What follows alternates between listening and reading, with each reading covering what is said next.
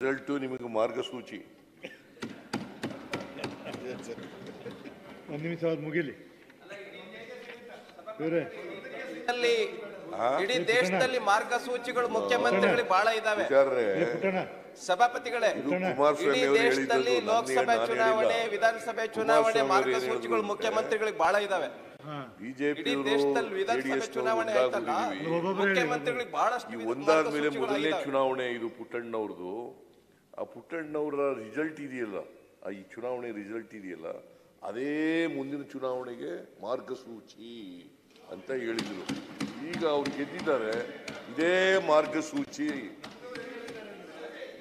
ಸೀಮಿತ ಈ ಫಲಿತಾಂಶ ಇನ್ನು ಈ ಕಡೆ ಆಗೋದಿಲ್ಲ ಅಂತ ಹೇಳಿದ್ದಾರೆ. ಸಭಾಪತಿಗಳೇ, ಇಡೀ ದೇಶದಲ್ಲಿ ಮೊನ್ನೆ ಚುನಾವಣೆ ಆಯ್ತಲ್ಲ ಸಭಾಪತಿಗಳೇ, ಲಾಗ ಹಿಂಗ್ ಹೊಡೆದ್ರು ಲಾಗ, ಹಿಂಗ್ ಹೊಡೆದ್ರು ಲಾಗ, ಮುಂದಿನ ಚುನಾವಣೆಯಲ್ಲಿ ನೋಡಿ, ನೀವು ಮುಂದಿನ ಪಾರ್ಲಿಮೆಂಟ್ ಚುನಾವಣೆ ಚೆನ್ನಾಗಿ ನನ್ನ ಸುಪ್ರೀಂ ಕೋರ್ಟ್ ಬಹಳ ಚೆನ್ನಾಗಿ ಕಲ್ತಿದ್ದೀರಿ. ನನ್ನ ಸುಪ್ರೀಂ ಕೋರ್ಟ್ ಅಲ್ಲಿ ಏನ್ ಹೇಳಿದಾರೆ? ಅಭಿನಯದಲ್ಲಿ ಇಲ್ಲ ಸರ್, ಬಿಜೆಪಿ ಅವರಿಗೆ ಅಲ್ಲ, ನಾವು ಏನೋ ಇರ್ಬೋದು ಸರ್, ಅಭಿನಯದಲ್ಲಿ ನಿಮ್ಮಷ್ಟಲ್ಲ. ನೀವು ಆ ರೀತಿ ಅಭಿನಯ ಇದೆಯಲ್ಲ ಸರ್, ಮತ್ತೊಬ್ಬ ಕಲಾವಿದನಿಗೆ ಸಾಧ್ಯ ಇಲ್ಲ. ಅದು ಹೇಗೆ ಸರ್? ನಮಗೂ ಸ್ವಲ್ಪ ಕಲಿಸಿಕೊಡಿ. ಪೂಜಾರಿ ಸಭಾಪತಿಗಳೇ, ಮುಖ್ಯಮಂತ್ರಿಗಳೇ ಬಹಳ ಚೆನ್ನಾಗಿ ಲಾಗ ಹೊಡೆಯೋದು ಕಲ್ತ್ಬಿಟ್ಟವ್ರೆ ಈಗ. ಇಲ್ಲ, ನಾನು ಪ್ರಯತ್ನ ಮಾಡಿದೆ, ಆದ್ರೆ ಅವರಷ್ಟು ಆಗಿಲ್ಲ ಸರ್. ನಂಗೆ ಸ್ವಲ್ಪ ಪ್ರಯತ್ನ ಮಾಡಿದೆ ನಾನು. ಇಲ್ಲ, ಪ್ರಯತ್ನ ಅಲ್ಲ, ಪ್ರಯತ್ನದಲ್ಲಿ ಯಶಸ್ವಿ ಆಗ್ಬಿಟ್ಟಿದ್ದೀರಿ. ಇಲ್ಲ ಸರ್, ನಾನು ಪ್ರಯತ್ನ ಮಾಡಿದ್ದೆ ಹೌದು ಇವ್ರನ್ನ ನೋಡಿ, ಆದ್ರೆ ಅವರಷ್ಟು ಕಲೆ ನಂಗೆ ಎರಗದ ಆಗಿಲ್ಲ ಸರ್. ನಾನು ಅದಕ್ಕೆ ಹೇಳಿದೆ ಸ್ವಲ್ಪ ನಮಗೂ ಕಲಿಸಿಕೊಡಿ ಅಂತ.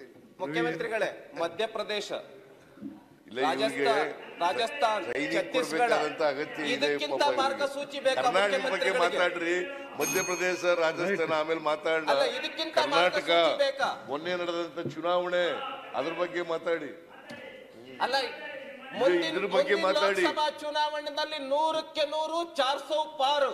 ಕುಮಾರಸ್ವಾಮಿ ಅವರು ಮಧ್ಯಪ್ರದೇಶದ ಬಗ್ಗೆ ಮಾತಾಡಿರ್ಲಿಲ್ಲ, ರಾಜಸ್ಥಾನದ ಬಗ್ಗೆ ಮಾತಾಡಿರ್ಲಿಲ್ಲ. ಅವ್ರು ಮಾತಾಡಿದ್ದದ್ದು ಪುಟ್ಟಣ್ಣವರ ಚುನಾವಣೆ ಬಗ್ಗೆ.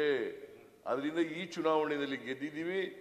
ಕರ್ನಾಟಕದಲ್ಲಿ ಇದೇ ಮಾರ್ಗಸೂಚಿ, ಈ ಫಲಿತಾಂಶನೇ ಮಾರ್ಗಸೂಚಿ.